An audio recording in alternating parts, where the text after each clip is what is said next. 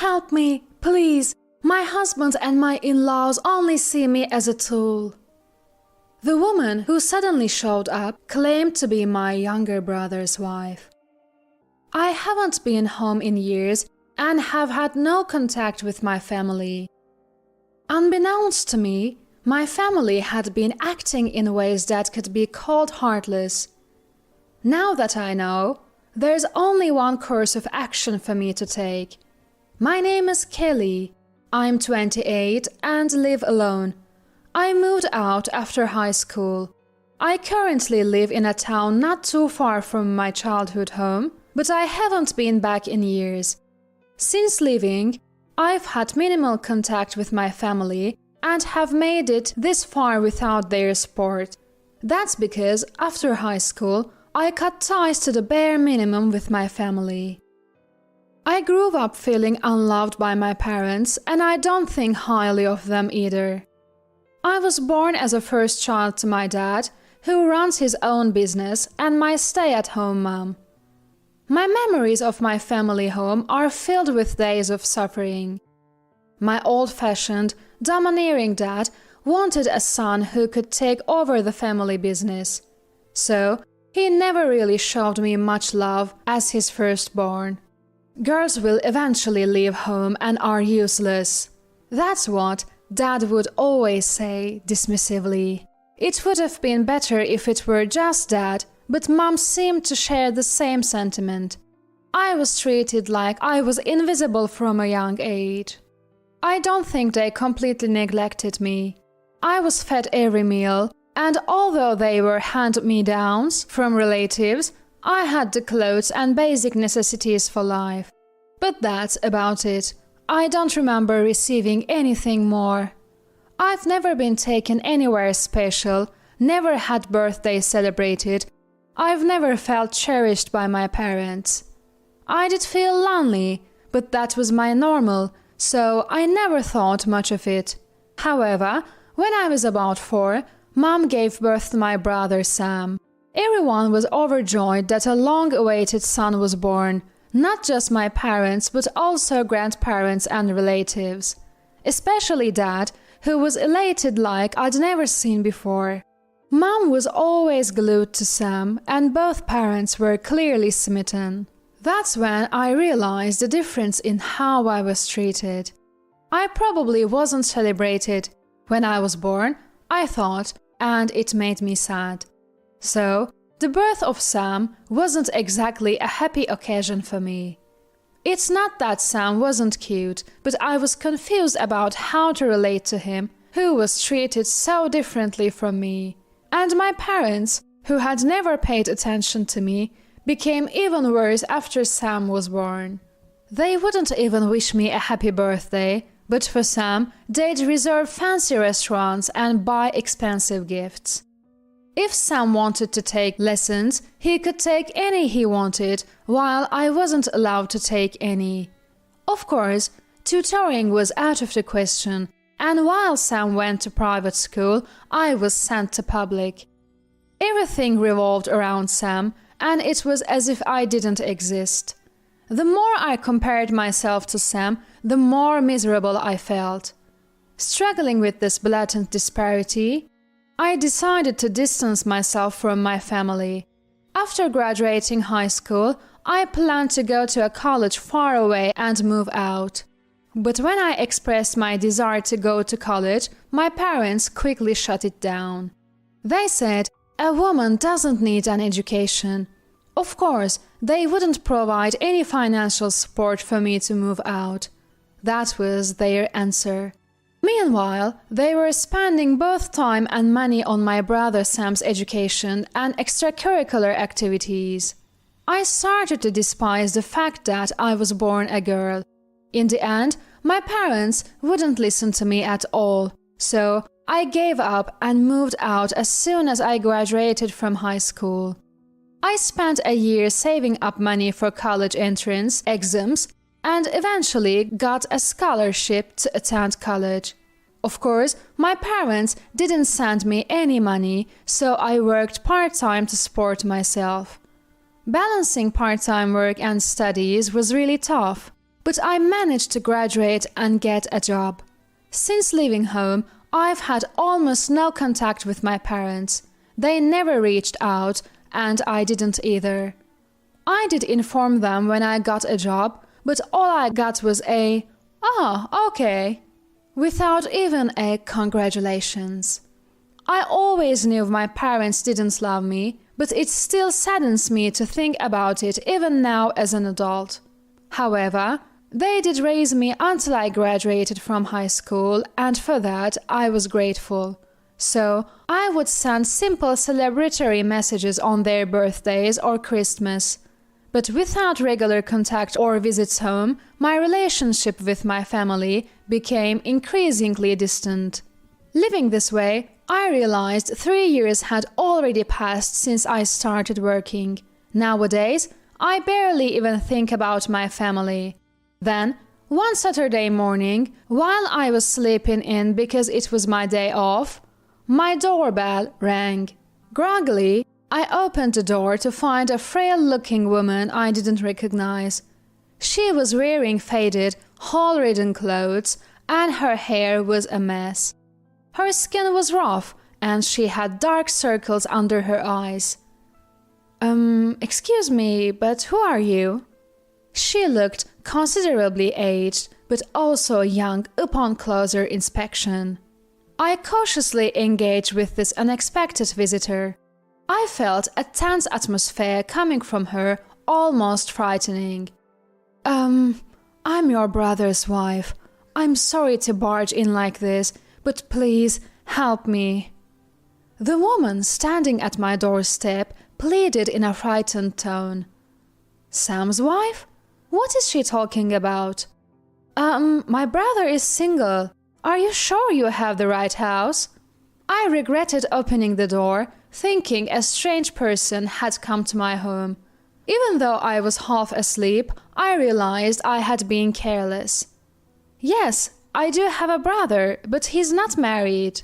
I thought she had the wrong person and was about to close the door. "Wait, please. You're Sam's sister, right? I really am married to Sam. You weren't invited to the wedding, so this is our first meeting." Sam, that's indeed my brother's name. Hearing that name, I paused, my hand stopping mid-air as I was about to close the door. "You're really married to Sam?" She said I wasn't invited to the wedding, but was Sam really married without even telling me? It wouldn't surprise me if my parents and Sam were capable of such behavior. I decided to listen more closely to what this woman, who claimed to be Sam's wife, had to say. "They told me I don't need to be involved in family matters, so there was no need to invite you," she said, struggling to get the words out. Her name seemed to be Michelle. She then went on to prove her identity by talking about my family and her marriage to Sam. I became convinced she wasn't lying. What she described about my parents and Sam matched my own memories. "What did you mean when you said you needed help? Come in, and let's talk."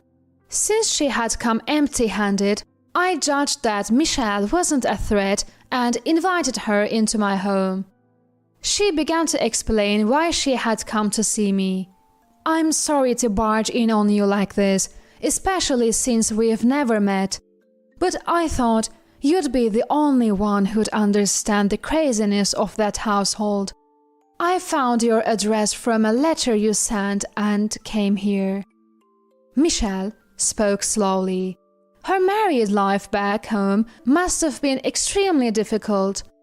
She had come to my house without even her valuables. "I'm treated like a tool in that house. I'm forced to work non-stop without pay at your dad's company. They say it's natural for a woman to work for a man. Of course, women work for men. That was a line I'd often heard from my dad. Michelle was originally an employee at my dad's company, where she met Sam and got married. She continued to work there after marriage, but stopped receiving a salary and started getting harassed by my mom. Sam wasn't helping her at all, and she had reached her breaking point. Hearing this, I was shocked but not skeptical. Sadly, it seemed like something my family would do. In that house, a woman's status is incredibly low.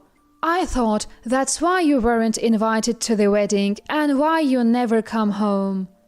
She had tried to escape from the house several times, but was always brought back. So she took a chance and came to me for help. I don't have a phone or any valuables. They took them all, so I left the house early in the morning and walked here. My parents and Sam had gone on a trip, leaving Michelle behind. They took her valuables to prevent her from escaping. Yet, she had walked what must have been 3 hours to seek my help. So, that's why you're here, looking so worn out. I'm sorry you had to go through this because of my family, I said. Tears welled up in Michelle's eyes as she finished her story. I felt her pain deeply. I understand your situation. For now, you should go back home. I know it's hard, but you'll have to endure it for a bit longer. It was a tough decision, but I sent Michelle back to her family home. However, I made one promise with her. That was to meticulously gather evidence of her current situation. If what she was saying was true, I couldn't just let it go, even if they were family. I also saw a reflection of my younger self in Michelle. I thought that saving her would be like saving myself. I gave Michelle some instructions and sent her back to her family home. Hang in there, okay? I promise I'll help you, I assured her. Michelle nodded firmly at my words. We shook hands tightly and went back to our respective homes. A few weeks later, Michelle showed up at my house again early in the morning. She had gathered as much evidence as she could since our last meeting. I used that evidence to contact OSHA, and an investigation into my dad's company was promptly initiated. On the same day, I returned to my family home with a lawyer and Michelle. Just seeing the exterior of the house brought back unpleasant memories. Honestly, it made me feel sick. But as we entered, there were my parents and Sam, looking pale and confused. Long time no see. Seems like something serious is going on. What happened? The three of them were visibly shocked as I walked in. It must have been confusing for them to see me return after so many years, especially with Sam's wife. I explained everything from the beginning to the silent trio. I've heard everything from Michelle. You guys are as terrible as ever. What do you think women are? Michelle will be getting her back pay and will be seeking damages for the way you've treated her. I introduced the lawyer who had accompanied me. The moment they heard the word lawyer, my dad lashed out at me. Wait a minute, did you set this all up? What are you meddling in? My dad yelled at me, and behind him both my mom and Sam glared. Isn't it strange to make someone work without pay? What you are doing is domestic abuse, making her work and then dumping all the household chores on her. Are you guys okay in the head? For the first time in my life, I stood up to my parents. It felt like everything I had been holding back was finally pouring out. Women should work quietly. It's only natural. Can't you understand something so simple? Don't interfere in our family matters. You left this home. So, to my dad, I was neither a daughter nor family, but a stranger. I had my own feelings about my family, but that single sentence erased them all. People who are terrible stay terrible. I'm relieved you haven't changed. Now I can fight you without any reservations. When they found out I was the one who contacted OSHA, this time Sam lost it. My parents remained silent, probably never expecting their daughter who had left home to do something like this. Nor did they expect Michelle, who had thought they had under control, to take such actions. They probably never considered how much they were pushing people to the edge. They were more concerned about what would happen to their company, lashing out in anger. It made me realize once again that these people only think about themselves. "What the hell are you betraying us for? You got to marry me, a privileged man. What more do you want?" Sam, who had been yelling at me, now turned his anger toward Michelle. We had come to demand compensation for the harassment Michelle had endured, the unpaid labor, and the mistreatment from these people. "I can't take this life anymore. I want a divorce, and since you've made it impossible for me to escape on my own, I turned to Kelly for help." Michelle firmly told Sam about her intention to divorce him. We didn't come back to the family home to argue. We came to demand compensation for the harassment and unpaid labor Michelle had endured from this family. When the lawyer handed over his business card, even the furious Sam seemed to regain some composure. Like my parents, who were at a loss for words, Sam's face turned pale. The lawyer calmly discussed the next steps, ignoring their reactions.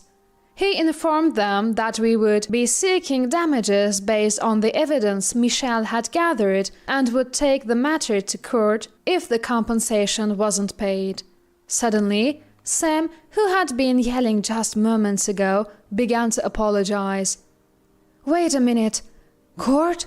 Is that really necessary? I didn't mean for things to get this far. I'm sorry." My parents awkwardly apologized behind him. But it was too late for apologies. "We're not here to listen to apologies. Saying sorry now won't heal my wounds. You have two options: divorce me and pay the compensation, or we go to court. Choose whether you want to pay now or after losing in court." Michelle stated this clearly. Ignoring the dejected trio, we left the family home. As for my parents, they remained silent throughout, and I have no idea what they felt toward me. But it doesn't matter to me anymore. They were quite humble, possibly fearing they might be sued for damages, but I have no intention of showing them any kindness. I've told Michelle not to hold back either. Later, the lawyer spoke on our behalf to Sam and my parents, and eventually they agreed to pay Michelle the compensation, splitting it between my brother and parents. Of course, my brother and Michelle divorced, and she was finally paid her overdue wages from my dad's company. Our retribution ended there, but the real consequences for Sam and the others were far worse. Apparently, the news about the divorce and the OSHA investigation spread like wildfire, becoming known to almost everyone involved. In a tight-knit community like San Diego, it didn't take long for rumors to spread. The fact that they had been treating Michelle like a slave didn't sit well with most companies, and they were largely shunned. My dad's company wasn't that big to begin with, and with halted transactions, bankruptcy seemed inevitable. They tried to recover by taking out loans, but no one was willing to help them anymore. They eventually went bankrupt, leaving my dad with a mountain of debt. They had no choice but to sell the family home and move to an unknown location. Sam started living a part-time life, and despite his youth, he had really hit rock bottom. To repay the debt they couldn't cover even after selling the house, the three of them had no choice but to work together, a group of terrible people united in their misery. Sam, who had been arrogantly assuming he would inherit my dad's business, was now working under a younger part-time leader. My dad was finding it hard to get work, hindered by his age and pride. My mom, who had lived a life of leisure as a housewife, had become a financial burden and a source of stress for both Dad and Sam. I couldn't help but laugh at this turn of events. I have no intention of helping them, as there is no emotional bond between us. Let them decline and realize just how terrible they've been. After that, I cut off all ties with Sam and my parents. I moved right after this incident to avoid any surprise visits, as they knew my address. That should sever all connections with them. Michelle also moved to a new place and started a new life. She looks healthier and happier than when we first met. She said that being able to live for herself now is the greatest happiness. Seeing her reminded me of myself when I left home. I doubt I'll ever see that family again.